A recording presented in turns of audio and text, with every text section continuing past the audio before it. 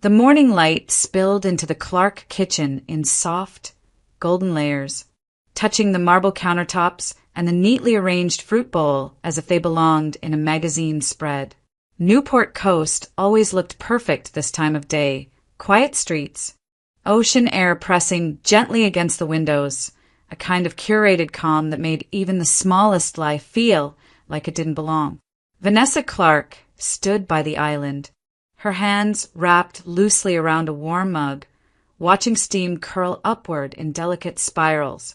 Behind her, she heard Daniel before he spoke, the confident footsteps, the faint scent of expensive cologne, the airy warmth he always put into his voice when he needed something. "Morning, sweetheart," he said, the words sliding in smooth and easy. "Close your eyes for me." She didn't close them. She only turned slightly, enough to see him approaching with a glossy brochure and 2 crisp white envelopes. His smile was gentle, theatrical, ready for applause.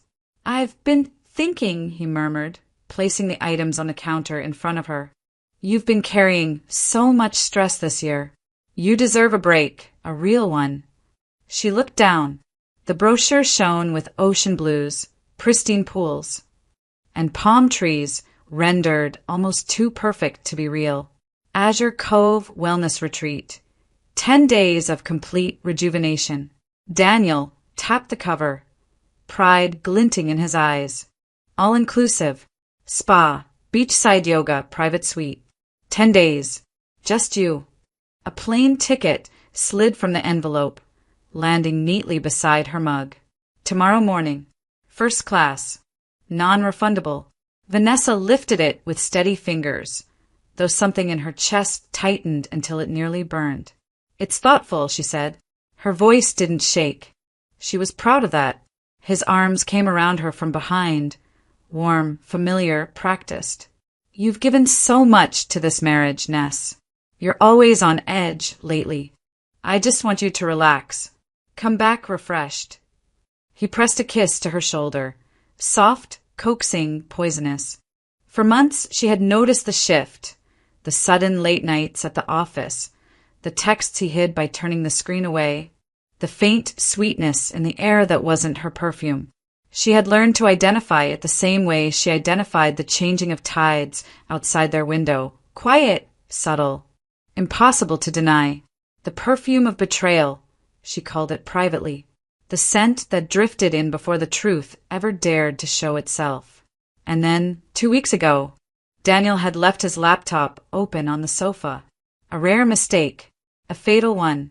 She hadn't meant to look, but the screen lit up as she walked by, revealing a message thread she would never forget. "Kayla Monroe, baby, I can't wait. Daniel, just hold on. I'll send her away. 10 days. The whole house will be ours." Vanessa had read the words twice, then 3 times, until the letters blurred. She could still feel the coldness that spread through her spine that day, sharp, metallic, precise. It had carved something out of her. The trust, the hope, the version of herself that believed him. Now, standing in their immaculate kitchen with the brochure resting between them, she understood the performance he was staging. He wasn't giving her a gift. He was clearing space, making room for someone else, counting on her gratitude, her compliance, her silence. She swallowed once, then looked up at him with the softest smile she could manage. "You're right," she whispered. "I think I do need a break." Daniel's relief was instant. It washed over his face like sunshine, bright and self-satisfied. "See? I knew you'd understand," he said, reaching for his coffee. "Start packing something light. You'll want your best dresses, your swimsuits, all that." "Of course," she replied. Hours later, upstairs in their walk-in closet, Vanessa pulled a suitcase from the top shelf. Dust rolled off the handle, the same dust that had settled quietly over her marriage long before she noticed. She opened the suitcase and began placing items inside, but not the ones Daniel expected. No sundresses, no swimsuits, no resort sandals. Instead, she folded dark jeans, a black turtleneck, and running shoes, The kind of clothes meant for movement, stealth, intention. Clothes meant for truth, not for rest. When she zipped the suitcase shut, a strange calm settled over her. Not peace. Not yet. But clarity. Tomorrow, she would not be flying to a retreat. She would be walking straight into the truth he thought she would never face.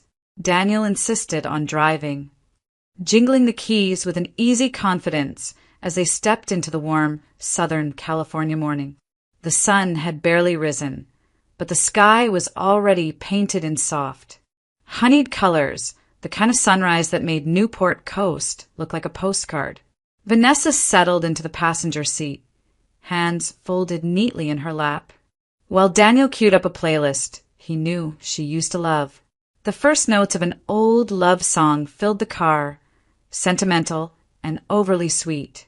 Daniel tapped the steering wheel in rhythm, humming, then singing openly, almost boyishly. "Remember this one?"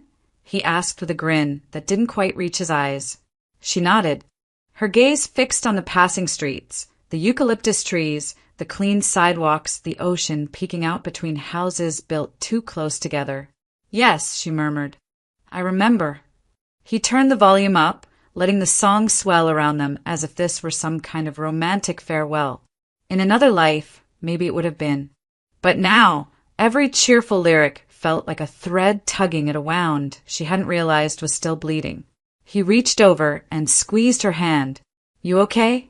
Big trips always make you quiet." Quiet, she thought. If he only knew. John Wayne Airport appeared in the distance, compact and pristine, the orange roofs glinting under the sun. Daniel pulled into the departure lane with theatrical slowness, making sure to find the closest spot he could. He parked, hopped out, and grabbed her suitcase before she could touch it. "I've got it," he insisted brightly. "Just relax today. This whole thing is for you." They walked toward the entrance, the wheels of the suitcase whispering across the sidewalk. Inside, the terminal buzzed with soft morning movement, rolling luggage, rushed goodbye kisses, boarding calls that echoed through open spaces. Daniel set her suitcase upright, then turned to her with a tenderness so earnest it almost felt cruel. He pulled her into his arms, hugging her tightly as if he were sending her into a great unknown. He kissed her forehead, a long, slow press of lips, practiced, familiar. "Call me the moment you land," he whispered. "I'll be waiting." Vanessa looked up at him, studying every line of his face. The man she once adored, the man she'd built a home with, the man she trusted, the man who now lied with the ease of breathing. She memorized him, not for love but for closure. "I will," she said softly. Daniel gave her one last smile, confident and satisfied, then turned and walked toward the sliding doors. He didn't look back. He didn't suspect a thing.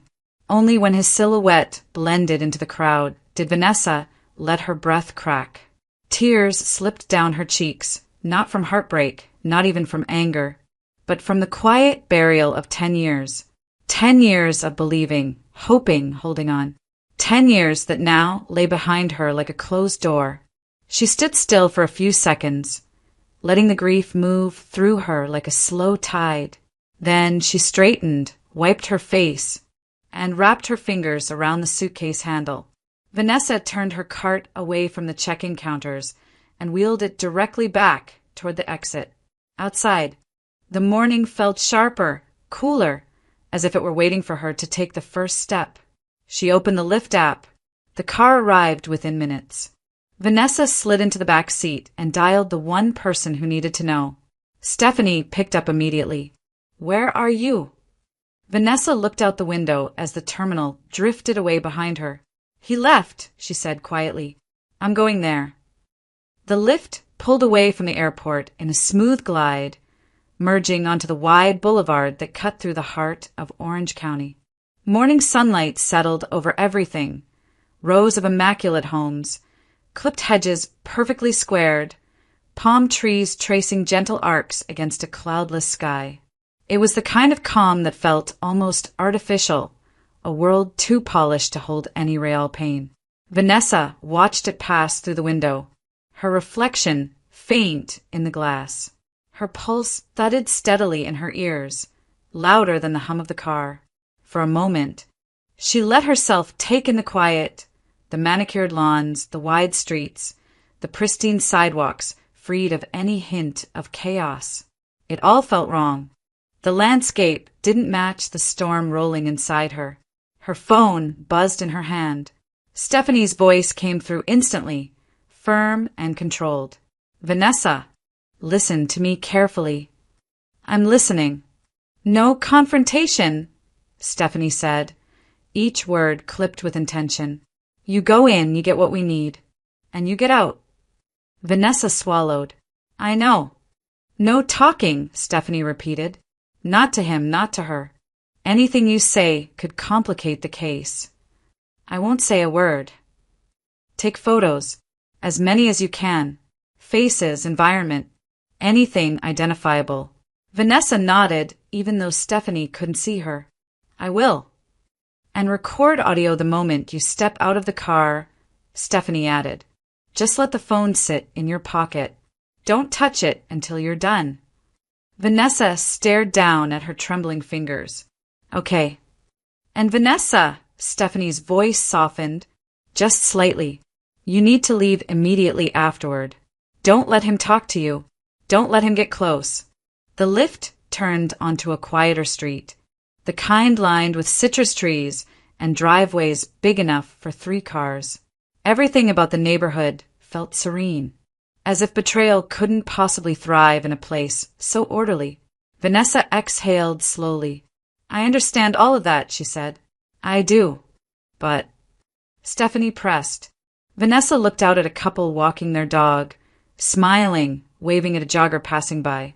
She couldn't remember the last time she and Daniel had smiled at each other without effort. Her voice dropped, barely above a whisper. "I need to see it," she said. "I need to see the exact moment when he realizes I know, when everything he's been building with her collapses." There was a long pause on the line. "Vanessa," Stephanie sighed. "I get it. I really do. Just promise me you won't do anything reckless." "I won't," she answered. "I just need that closure." The lift rolled through another pristine neighborhood, homes stacked neatly on quiet hillsides, each one seemingly untouched by human imperfection. The contrast made her stomach twist. "Call me the second you're out," Stephanie said. "I will." Vanessa ended the call and rested the phone in her lap. For a moment, she simply breathed, but her hands wouldn't stop shaking. Adrenaline prickled along her skin, sharp and electric. She curled her fingers into fists, willing them steady. The truth was waiting ahead, quiet, devastating, undeniable, and she was moving toward it mile by mile with no intention of turning back. The lift slowed to a stop at the edge of a quiet cul-de-sac in Laguna Niguel, just a block from the address Vanessa had entered. The driver glanced at her through the rearview mirror, offering a polite, oblivious smile. "Have a good day," he said. If only you knew, she thought. She stepped out onto the sidewalk, the door shutting behind her with a muted thump that echoed far louder inside her chest. The air here felt different, warmer, thicker, charged with the weight of what she knew waited ahead. Morning sunlight filtered through the sycamore trees, scattering fractured gold across manicured lawns. Birds chirped softly. Somewhere nearby, a sprinkler hissed to life. It was all so achingly normal.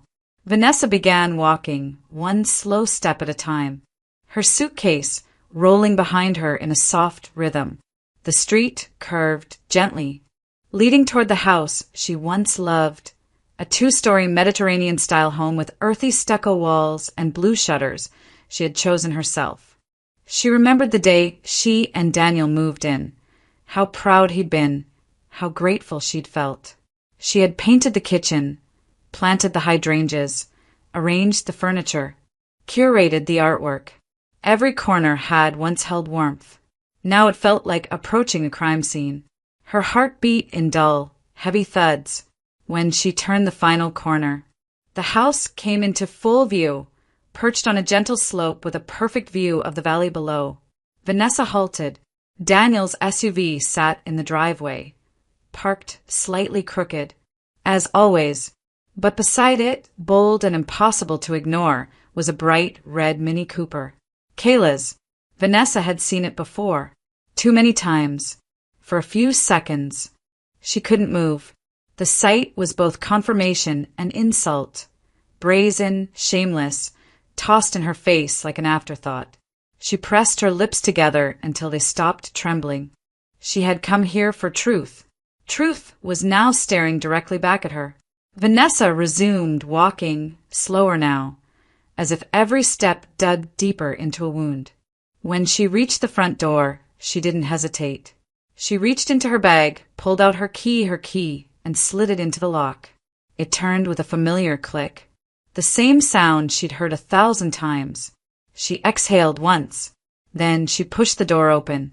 The cool air of the house greeted her, carrying the faint scent of eucalyptus candles she used to light every evening. But beneath the nostalgia, was something else. Music. Low, rhythmic, intimate.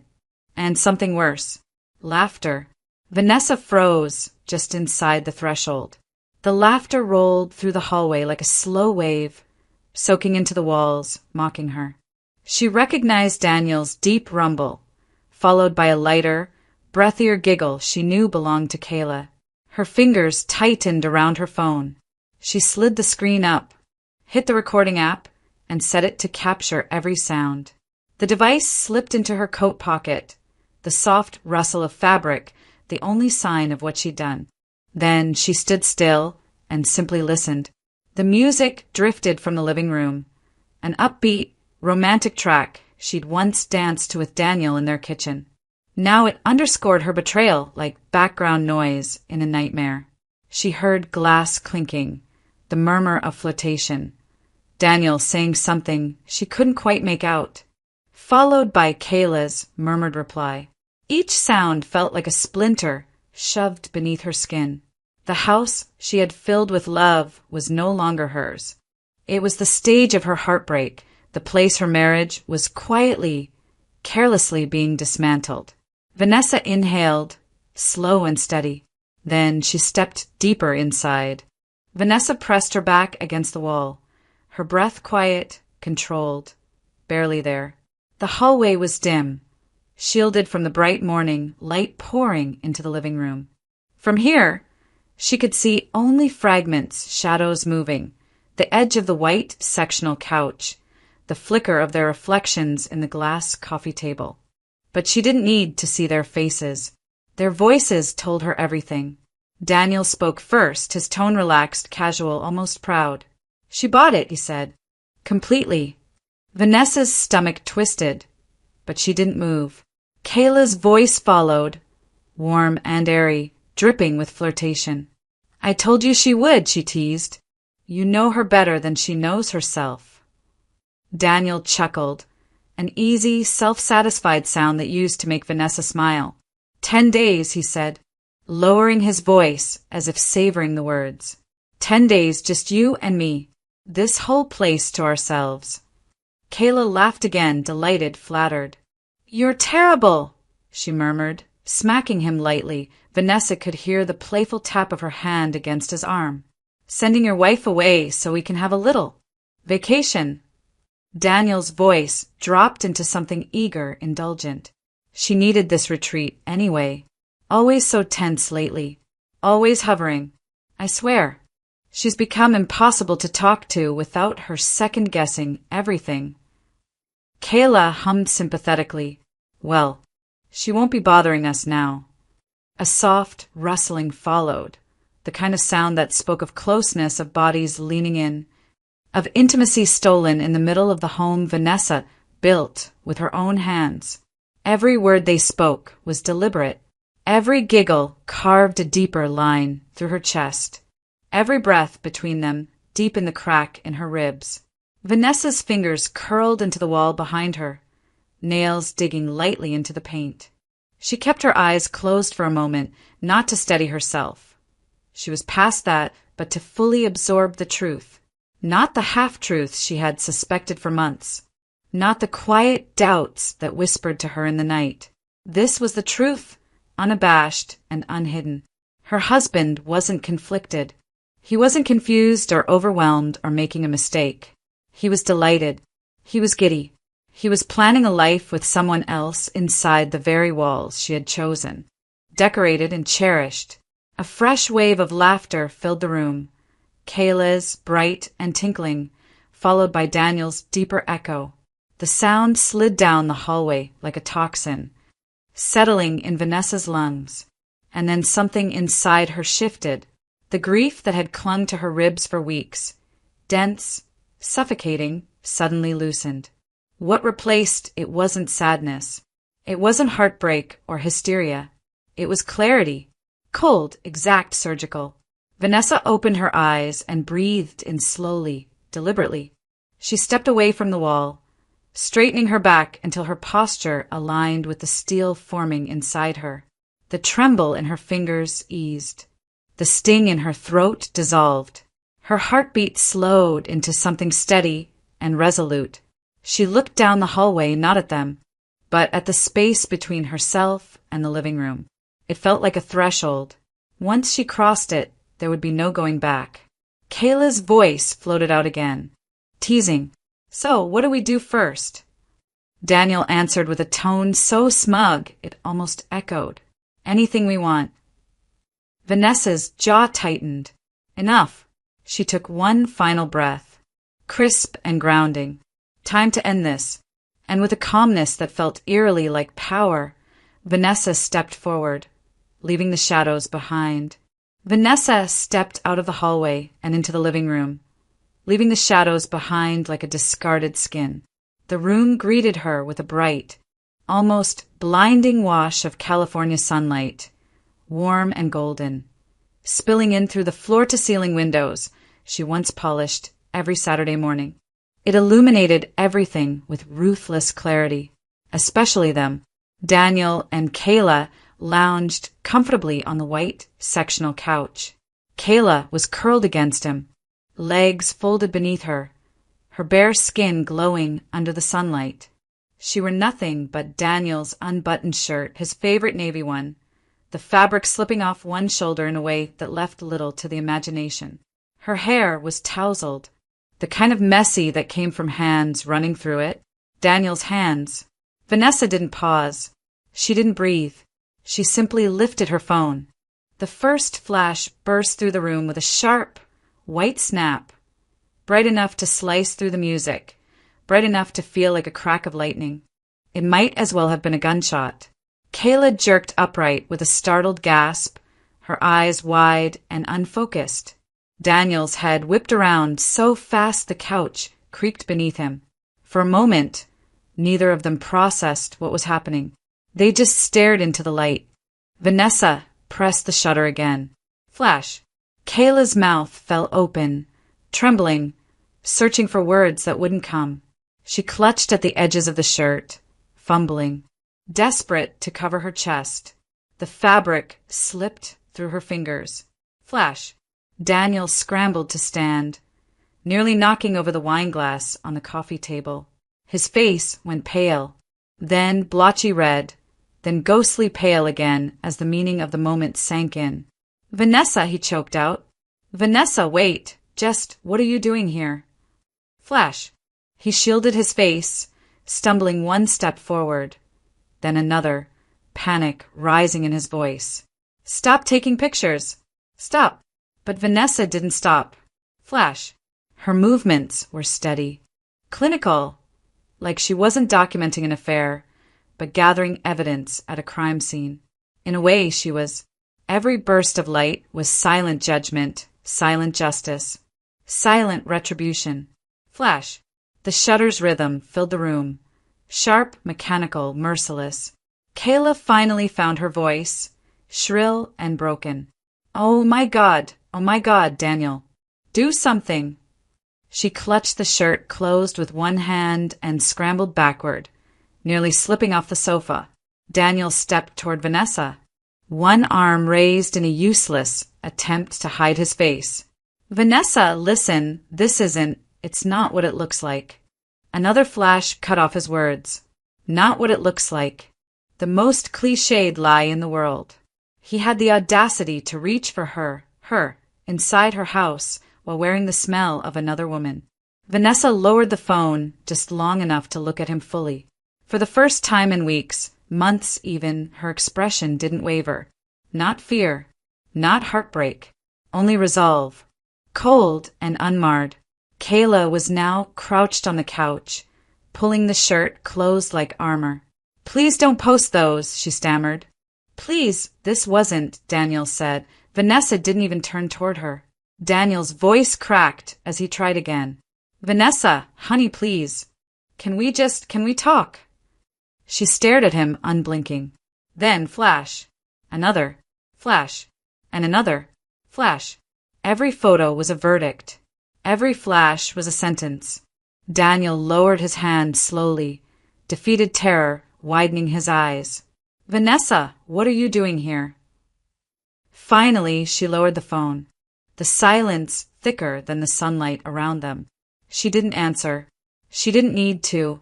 Daniel lurched forward, one arm raised, his hand trembling as he tried to block the lens. Stop it, Vanessa! Stop taking pictures, he barked, attempting authority, but the cracks showed instantly. His voice shook. His posture faltered.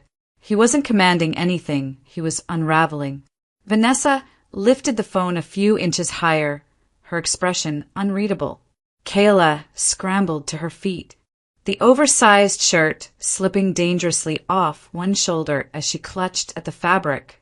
Her voice came out thin, breathless. Please, can we just let us explain? Vanessa didn't even glance at her. No, the single word landed like a stone, final, heavy, without room for air.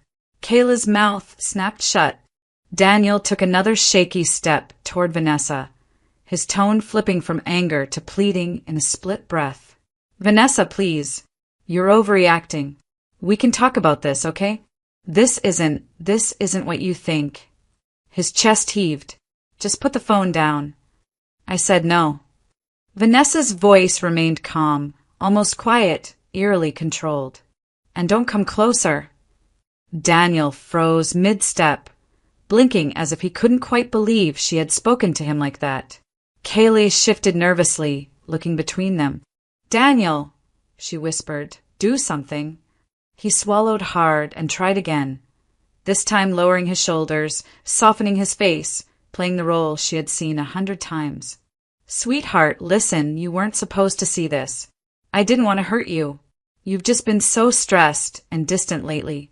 And Vanessa raised a hand and cut him off.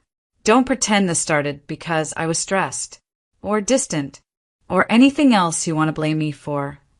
Daniel opened his mouth, but she continued before he could fill the room with another lie. And before either of you asks, let's be clear. She lifted the phone slightly. I'm Vanessa Clark. Kayla blanched, losing whatever color remained in her face. You're his wife. The fear in her voice wasn't guilt. It was the sudden realization of what this meant for her. Her job, her reputation, her future. Daniel turned toward Kayla sharply. She knew, okay? She's known for a while. I didn't think. Don't drag her into this, Vanessa said simply. She's done enough. You both have. Daniel's jaw clenched. Frustration, desperation, and disbelief warred together in his expression. Vanessa, if you would just hand me the phone. He moved forward in a sudden, clumsy lunge. Vanessa stepped back immediately. Don't touch me. The tone was soft, but the warning was lethal. Daniel froze mid-motion. His hand hovered in the air, inches from her wrist, before falling slowly back to his side. She let the silence hang, cold and sharp. Then she spoke, each word clear as glass. It doesn't matter if you grab my phone. The picture's already auto-uploaded. Daniel blinked, his breath catching. I have backups, she added, and copies are already sent to my attorney. The shift in his expression was instant and violent. He froze. Completely. The room seemed to shrink around him as the word sank in. Attorney. His lips parted, but no sound came out. The color in his face drained, leaving him pale, almost gray. Kayla whispered something. Maybe his name, maybe nothing at all, but he didn't hear her. Vanessa watched his arrogance collapse in real time. The confidence, the swagger, the entitlement, all of it evaporated, leaving behind a stunned, shaking man who finally realized he had miscalculated everything. The panic came next, raw and unfiltered, flooding his eyes as he stared at her like he was meeting a stranger. A stranger who suddenly held all the power he thought he owned. Vanessa didn't smile. She didn't gloat. She simply stood there, holding the truth in her hand, while Daniel Clark finally broke. For several seconds, the room held its breath. Daniel stood frozen in place, his face a shifting canvas of disbelief, dread, and something close to horror. Kayla hovered behind him, clutching his shirt closed with trembling fingers, her eyes darting between them like a trapped animal desperate for an exit. Vanessa didn't move. She didn't need to. Her stillness alone controlled the entire room. Finally, she spoke, her tone calm, almost conversational. Daniel, do you remember the prenup? His throat bobbed. Vanessa, don't. Let's not do this here. Not like this. You mean in our home? She asked. Or in front of the woman you've been sleeping with? Kayla flinched as if struck. Vanessa continued unbothered. You pretended you never read it. You joked that it was for rich people. You insisted we didn't need it because you loved me. She paused, but I read it. Every page. Carefully. Daniel's panic sharpened. Vanessa, please! She raised one hand, silencing him effortlessly. Page 6, she said. Section 2. The Newport Coast house, this one, right here, is my separate property, bought with my inheritance. Under California law, that makes it untouchable. Daniel's lips parted, but nothing came out. Behind him, Kayla shifted nervously. I didn't know that, she whispered. Vanessa turned just enough to meet the young woman's eyes. Of course you didn't, and it doesn't matter. Kayla's mouth snapped shut. Vanessa continued, her tone steady, each word slicing with surgical precision. Section 4. The initial capital used to found Clark Development, that didn't come from your savings. Her gaze locked on Daniel. It came from my trust fund, which means the majority of your company, its assets, its accounts, its contracts, legally belong to me. Daniel staggered back a step. No, Vanessa, that's not, no. You can't, my lawyer will. Your lawyer will confirm every word I just said. A faint whimper escaped Kayla's throat, but Vanessa wasn't finished. Section 9, she said softly, almost gently. The infidelity clause. Do you remember that one? Daniel's knees seemed to weaken. His hand gripped the back of the couch like he needed it to stay upright. That clause, Vanessa continued, gives me full control of our joint assets. Every account, every investment, every property acquired after our marriage. A pause. And since you generously supplied the evidence yourself, through texts, photos, and your delightful little performance today, I will be invoking it in full. Kayla's eyes filled with tears. I didn't know he was married, she whispered desperately. He said you were separated. He said you were cold, and stop. The word cracked through the room like ice snapping. I'm not interested in your excuses, or your lies. Kayla shrank visibly, sinking into the couch. Daniel, however, surged forward again, desperation taking over. Vanessa, listen to me, he pleaded. Please, this was a mistake. I was confused. You haven't been yourself lately. You're always stressed, always suspicious, and I messed up, okay? Her expression didn't shift. He tried again, voice cracking. We can fix this. I'll end it with her today. Right now. Just put the phone down and we can talk. Please, Vanessa. I'm begging you. You should have begged before you invited her into my home. His face crumpled. Then, predictably, he flipped. His voice sharpened, brittle with anger. This is what you wanted, isn't it? You set me up. You orchestrated this whole thing. You're doing this to take everything from me. She stepped toward the door, her composure absolute. No, Daniel. You did this, and you did it to yourself. She opened the door, letting the sunlight pour in behind her like a final verdict. You have 30 minutes, she said. Both of you. Be out of this house before I return with my attorney. Daniel's face drained of its last remnants of bravado. For the first time that morning, Vanessa saw it, the real fear. Not of losing her, but of losing everything he thought he could keep. She didn't look back. She didn't need to. Vanessa didn't return to the house that night. She didn't even return the next day. Instead, she stayed in the quiet guest room of Stephanie Ruiz's Oivine townhouse, a warm, orderly space that felt like the opposite of the chaos she had walked through. Stephanie had insisted she stay for as long as she needed, and Vanessa accepted without argument. For the first time in weeks, she slept without the weight of pretending on her chest. Daniel, however, did not rest. Her phone buzzed relentlessly. Every hour, every few minutes, every few seconds at times. At first came the apologies, long, rambling paragraphs filled with regret. Vanessa, I messed up. Please come home. Let me explain. It didn't mean anything. You mean everything. Please don't throw away our life. When she didn't respond, he shifted into the next stage as smoothly as flipping a switch. Anger. Accusations. Fire. You blindsided me. You set me up. If you try to take the company, I'll fight you. You won't win. Vanessa placed the phone face down on the nightstand each time, her expression unchanged. Stephanie saw the messages once, shook her head slowly and said, Predictable. By the third day, Daniel's tone cracked into something raw, something unhinged. The desperation stage. Please answer me. We can fix this. Just tell me what you want. I'm sorry. Please. Please. Vanessa, I'm begging you. Don't leave me. Vanessa read the messages without emotion, like reviewing text sent to someone else entirely.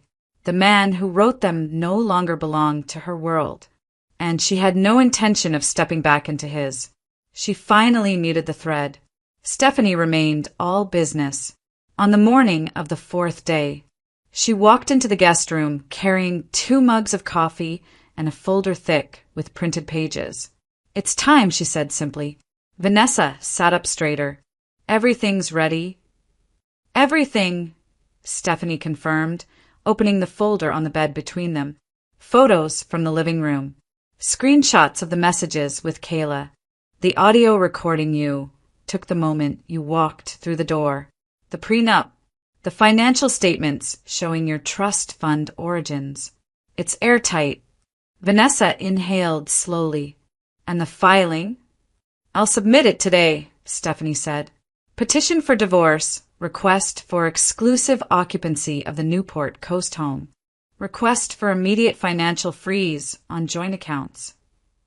She tapped the stack of documents. This is one of the cleanest cases I've ever handled.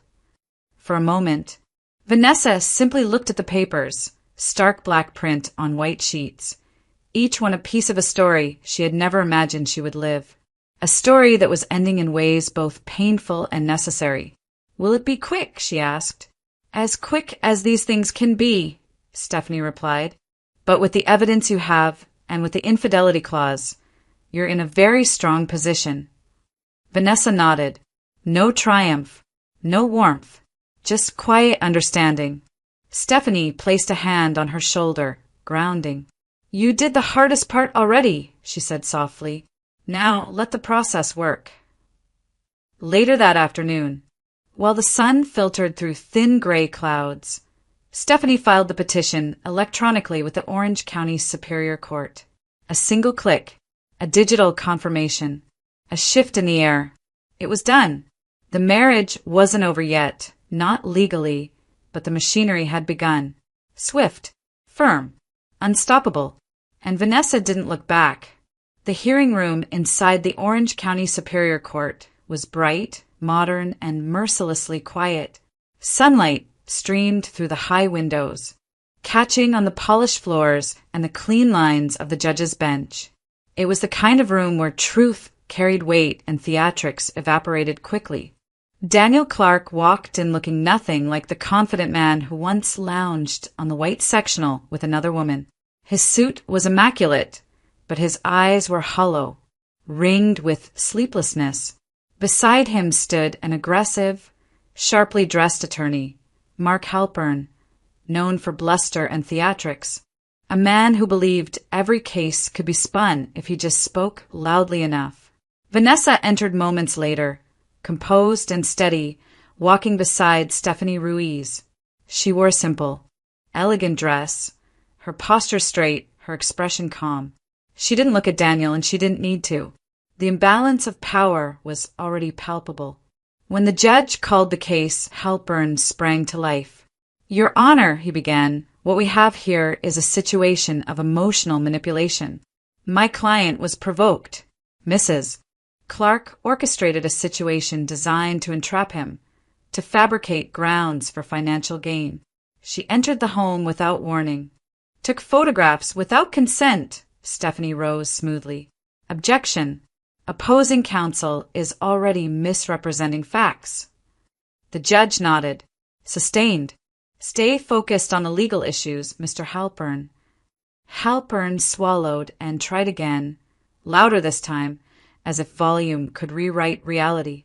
"My client was under extreme stress. His behavior was inconsistent with his usual conduct.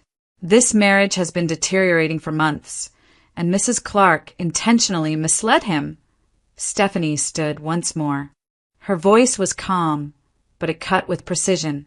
"Your Honor, the prenuptial agreement is clear. The house was purchased with my client's separate inheritance. The firm was founded with capital from her trust, and California law does not require at-fault findings to enforce a prenup." The judge nodded again, expression unreadable but firm. "Mr. Halpern," she said, turning toward Daniel's attorney, "even if your client claims provocation, the financial terms are dictated by the prenuptial contract. The court is not here to evaluate emotions. It is here to uphold binding agreements." Halpern attempted weakly. "But, counsel," the judge said sharply, "facts are facts." The proceedings moved quickly after that.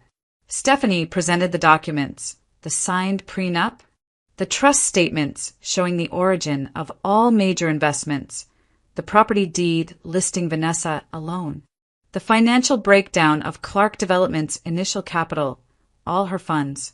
Then came the evidence Daniel had handed over himself without ever meaning to, the photographs, the messages, the audio recording of his own voice bragging about sending his wife away, every word of it time-stamped, clear and damning. Halpern grew quieter with each exhibit. Daniel shifted in his chair, his fingers digging into the armrest. When the judge delivered her ruling, her tone was firm, final, unshakable. "Under California Family Code," she said, "the Newport Coast residence is the petitioner's separate property. The business, founded with separate capital, is awarded predominantly to the petitioner. Joint assets will be allocated according to the infidelity clause agreed upon in the prenuptial contract." She turned one page. "Mr. Clark will retain his personal belongings, clothing, and a modest financial concession for transition. No further claims." Daniel's face collapsed inch by inch, devastation carving into the lines around his mouth. Kayla wasn't there, but word reached her soon enough. 2 days after the verdict, she packed her bags and left him. No explanation, no apology, just silence. Daniel stood alone in an empty apartment he could barely afford, staring at the remnants of a life he once believed he owned. Everything else, the house, the business, the money, the future, belonged to the woman he underestimated.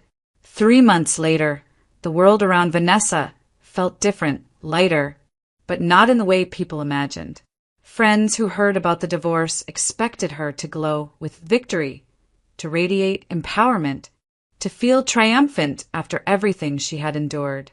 But triumph was never the feeling that came. What settled inside her instead was a quiet she didn't quite recognize. Not joy, not revenge, just relief. A strange, deep quiet, the kind that follows a long surgery when the anesthesia fades and you realize the worst is finally over. The rain had started early that morning in Irvine, soft and persistent, misting the windows of the cafe where she and Stephanie sat across from each other. The place was warm and smelled faintly of cinnamon. Outside, people hurried under umbrellas, and cars hissed along the wet pavement. Stephanie wrapped both hands around her mug, studying Vanessa's face with the same careful attention she gave every legal document. "You seem different today," she said.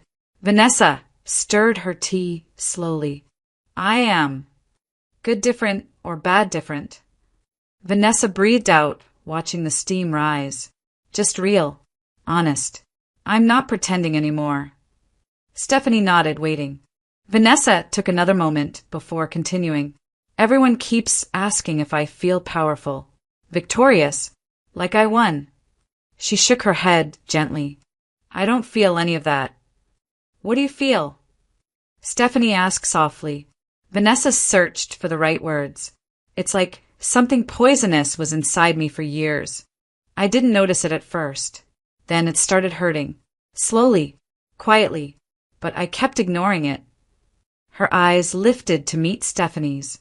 "And then one day, it got so bad I had to let someone cut out. The surgery saved me, but the healing hasn't been easy." Stephanie's expression softened. "It wasn't revenge," Vanessa added. "It was removal, necessary removal. And now that it's gone," she rested a hand lightly over her chest, "I can finally breathe again." The rain tapped gently against the window beside them. A couple laughed somewhere near the entrance. A barista called out an order. The normalcy of it all felt grounding, like the universe reminding her that life existed outside the ruins of her marriage. "You survived something heavy," Stephanie said, "and you survived it with more grace than I've ever seen." Vanessa smiled, though it was small and tired around the edges. Grace wasn't the goal. It was just the only way I knew how to get through it. They fell into a quiet rhythm, sipping their drinks, letting the peaceful gloom of a drizzly day settle around them. After a while, Stephanie leaned back and studied her again. "So," she said lightly, "what happens now?" Vanessa didn't answer immediately. Instead, she reached into her bag, the leather one she bought years ago, and almost threw away the night she discovered the affair. She unfastened the clasp, rifled past her wallet and a set of keys, and pulled out a single folded piece of paper. Stephanie raised an eyebrow. "What's that?" Vanessa unfolded it slowly, smoothing out the creases with deliberate care. The corners were worn from fingers, tracing them over and over in quiet moments. On the table between them lay a plain ticket. Stephanie leaned forward. Her eyes widened. "Vanessa," she whispered, "this is one way." Vanessa nodded, a calm certainty settling across her face. "I think," she said softly, "it's time to go somewhere I've always wanted but never allowed myself to be." The rain outside continued to fall, steady and cleansing, like the sky agreeing with her. The ticket lay between them on the cafe table, its ink crisp and unmistakable. Rome, one way, for the first time in what felt like years. Vanessa's smile didn't feel borrowed or forced or carefully assembled for someone else's comfort. It rose slowly, naturally, stretching across her face with a quiet warmth she barely recognized. Stephanie exhaled a soft laugh. "So this is your next chapter?" "It is," Vanessa said. "Finally." She traced one fingertip along the edge of the ticket, feeling the thin paper beneath her touch. She had held it so many times over the past 3 months that the corners had softened, but each time she looked at it, her breath caught the same way, as though she were holding not a destination, but new life. "I've wanted this since I was 20, she admitted. To go to Italy, to wander the streets in the early morning, to learn the language, to take cooking classes from old women in small kitchens, to breathe slower, to feel like myself again." A pause. "No, to feel like myself for the first time." Stephanie nodded. "You deserve it." Vanessa smiled again, her eyes lowered. Daniel always said it was frivolous, a waste of time, something people did when they had nothing better to do. She shook her head, a faint sadness in her voice, not longing, but disbelief that she had ever let him dictate the boundaries of her dreams. He made it sound silly. "And now?" Stephanie asked. "Now," Vanessa said, folding the ticket back into her bag. "I don't need his permission. I don't need his approval. I don't need anything from him anymore." The truth settled deeply inside her, solid grounding. For the rest of the afternoon, they talked about logistics, storage units, forwarding addresses, what cities in Italy were safe for solo travelers, which neighborhoods in Rome felt both lively and peaceful. But even as they discussed details, Vanessa felt something drifting within her, a loosening and untethering. When she finally stepped outside into the drizzly Irvine evening, she let the cool mist touch her face. It smelled of wet pavement and eucalyptus and quiet goodbyes. She drove home, her home now, the Newport Coast house reclaimed and purified, stripped of its ghosts. By the time she arrived, the clouds were beginning to break, revealing streaks of soft California blue. The air felt strangely sweet. Inside, the house was calm. She had repainted the living room, rearranged the furniture, removed everything that once carried Daniel's scent or presence. The white sectional was gone. The walls were new. Even the lighting felt different. This house had been bruised by betrayal, but it had healed alongside her. Vanessa walked upstairs to her bedroom, opened the curtains, and stood before the large window that overlooked the sweeping valley below. The sky was opening in pale gold, the last remnants of rain catching the light like scattered diamonds. She rested her palm against the glass. For years she had imagined standing next to Daniel in moments like this, sharing sunsets, sharing dreams, sharing a life. But she understood now that she had been standing alone the entire time. She had loved someone who had never truly seen her, and she had held onto a marriage that had long since slipped through her fingers. Yet here she was, stronger for the breaking. She inhaled deeply, letting the air fill her lungs until something inside her loosened completely. The heaviness she had carried for years fell away like old skin. Her reflection in the window looked back at her, not the woman who endured, not the woman who doubted, but the woman who finally chose herself. "Now I can go," she whispered. It wasn't a declaration. It wasn't a victory cry. It was a truth, quiet, steady, earned through fire. Tomorrow, she would board a plane to Rome with a single suitcase, an open heart, and no return date.